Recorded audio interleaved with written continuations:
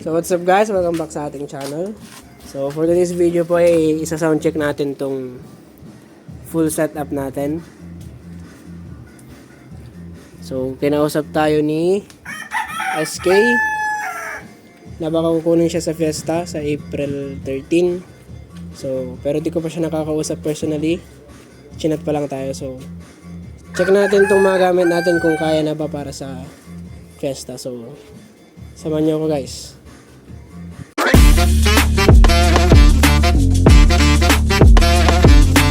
So yun guys, balang gamit natin, mixer, dalawang crossover, dalawang equalizer. Pero itong equalizer na isa, ginagamit natin yan pang mic.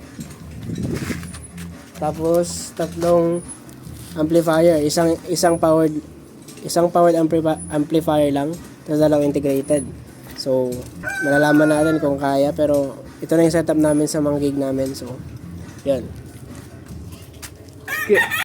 So sa speaker naman guys, tatlo yan, dalawang subwoofer, tapos isang MCB, tapos yung mid-high natin, ayan, dalawa. So gagawaan ng ano yan, ng takip, pero ewan ko kung paano. Gagawa ng takip para ano, mas professional siyang tignan. So yung full setup natin. So yun guys, so bali naka-on na yan. So yung sa volume natin dito is 45. Tapos naka full sa ating mid and high. Tapos sa settings natin, ayan, i-low cut natin yung mid high para iwas sunog na rin sa tweeter. Tapos ganyan sa bass, nakasagad sa crossover. Ayan. Tapos nasa 240 Hz tayo, pareho yan. Tapos dito sa mid high naka full din.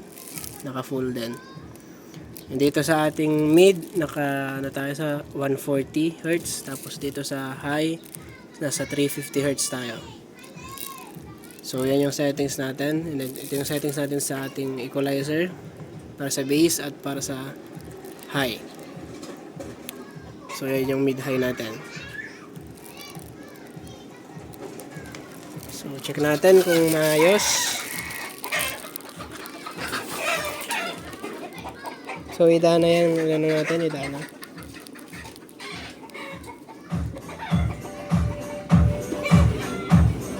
Yan, sa 40 muna tayo. So check natin.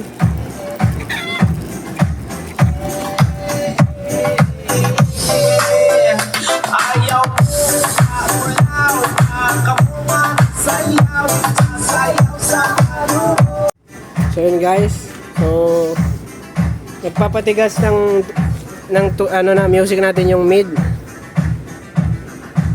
So ayan.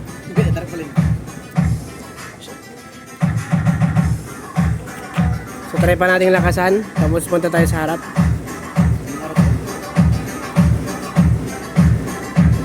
Ayan.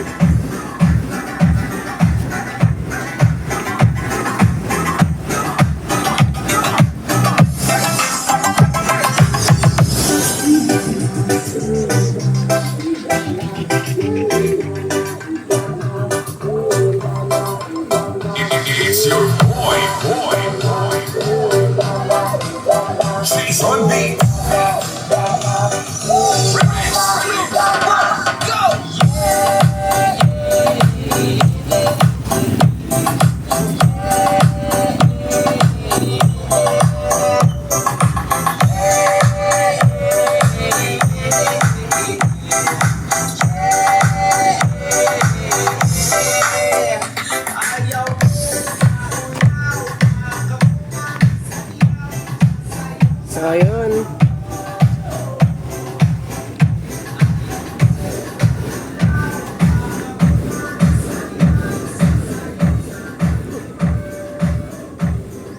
So yun guys, parang kinausap tayo ni SK na kung pwede daw tayong parang backup sound system sa mismong fiesta. Kasi sa fiesta, may kinuha ng banda. So ang balak daw kapag magpapahinga yung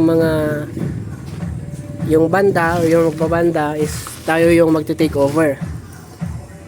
So yun yung plano. So ewan ko kung itutuloy nila yun. So bawiin man nila o hindi, okay lang sa amin. Kasi since meron naman tayong graduation sa 14, so okay lang kung bawiin nila. So ayun guys, yung sound check natin. So ano pa sa tingin nyo yung pwede nating idagdag para mas maayos yung maging service natin? Ayun, saan nating ano pa yung dagdag natin? So balak pa naming bumili ng isa pang power amp. Pero yun, so sana bawiin man nila or hindi, kung matuloy man kami, is marami kaming idadagdag na gamit, especially sa lights. Tsaka baka gagawa rin kami ng center post, ganoon. So yun, salamat sa panonood guys. Likes, comment, subscribe, and don't forget to hit the notification bell. So thank you for watching.